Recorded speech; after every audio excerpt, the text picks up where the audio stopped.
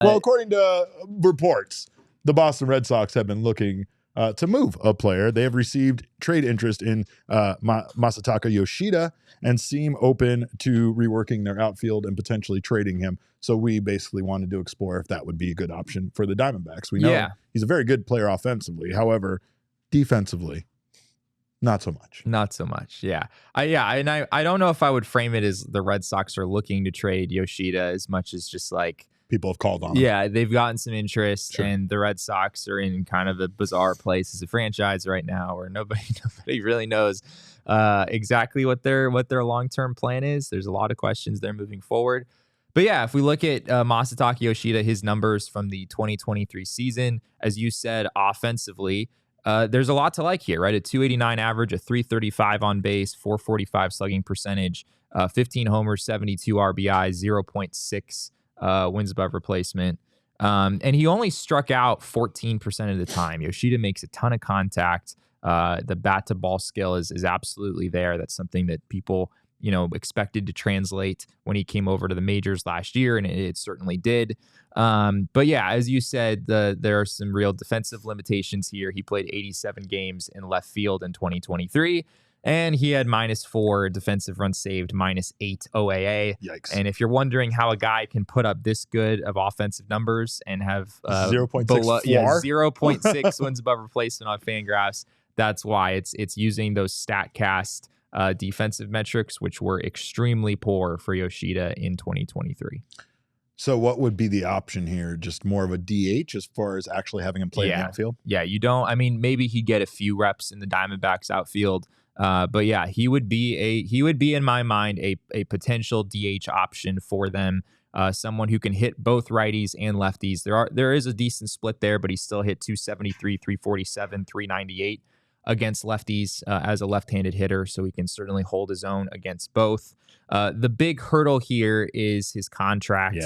He signed a 5-year, $90 million contract last year with the Red Sox.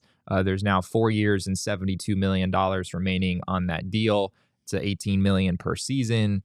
JD Martinez would probably be about $18 million per season. I guess maybe there's some world where the Diamondbacks could spend that kind of money. But Yoshida is not worth that, frankly, given the defensive limitations that he showed in 2023. The Red Sox would have to eat money in order to get any kind of value in return for Yoshida at this point.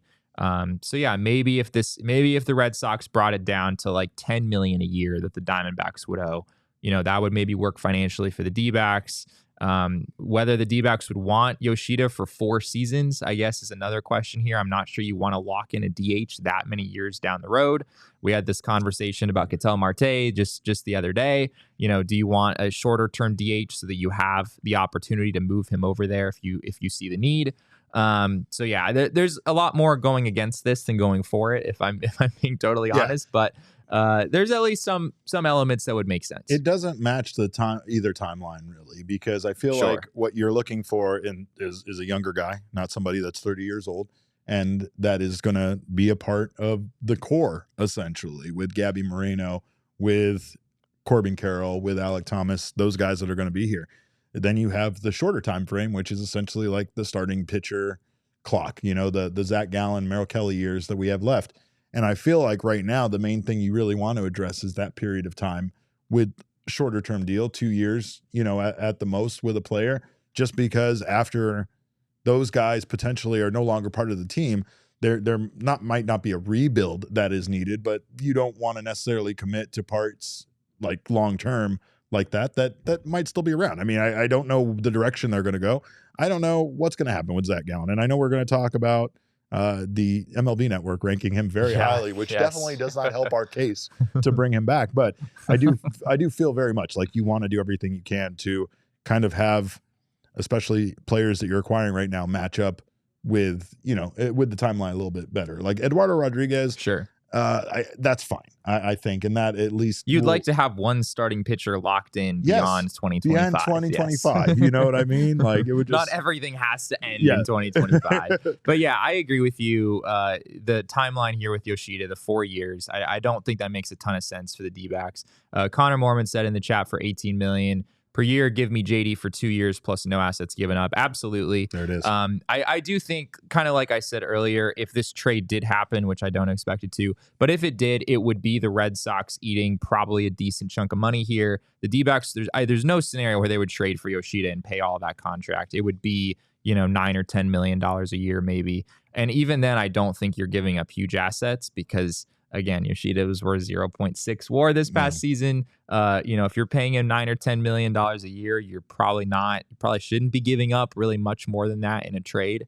But the projections for Yoshida moving forward are pretty good. Yeah. Steamer and Zips both like the direction. Yes. And they both have him around 2 wins above replacement at 1.9. Yeah. Now, is that a reflection of him playing less defense?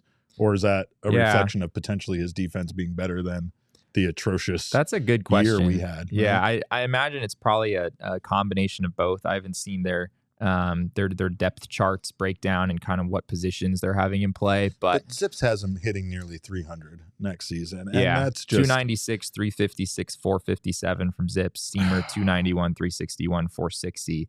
There could be potential for Yoshida to get better moving forward, even though he's 30 years old. This past year was his rookie season in the majors, and maybe he's able to, draw a few more walks as the years go on, make a little bit more hard contact. I think he's also a case of what we were talking about earlier, though, right? Like the Red Sox gave him 5 years, $90 million. And it's not like you said, like they're not trying to move him. They're not actively trying to get rid of him. They're not shopping him. They are open to listening to offers on him, but they're not necessarily going to move him. But I mean, I feel like if you're paying that much for a player that, has a 0.6 Fangraphs wins above replacement, like what are you doing here? Right. And the contract does not look good for the Red Sox. And that's the problem is like, he's a great hitter. Right. And I mean, his defense in Japan was probably better than this. And it's more of playing defense in the United States. Sometimes when a player, hasn't played in a league, you have no idea what is going to translate well and what isn't, right? They could still be a great hitter, but again, if they can't be out there as a defender and offer you that other side of the ball, then they're instantly not worth nearly the amount of money that you thought that they were going to be. And I think sometimes defense is vastly underrated, right? When it comes to things like having a -4 defensive runs saved and a -8 outs above average, it really shows that you are like pretty significantly behind as far as a defender or worse than the league average, right? So sure. I don't know, man. I just think that for the most part, I agree with you. I don't think it's a good move. It's a good trade. I think Connor was right about the dollar amount plus giving up assets. If you're going to spend that much, go get Soler, go get JD Martinez, and don't give up the assets that you're going to have to get. I mean, by all means, if the D-backs have $16, $17 million to spend on a DH this offseason, don't spend it on Masataka Yoshida.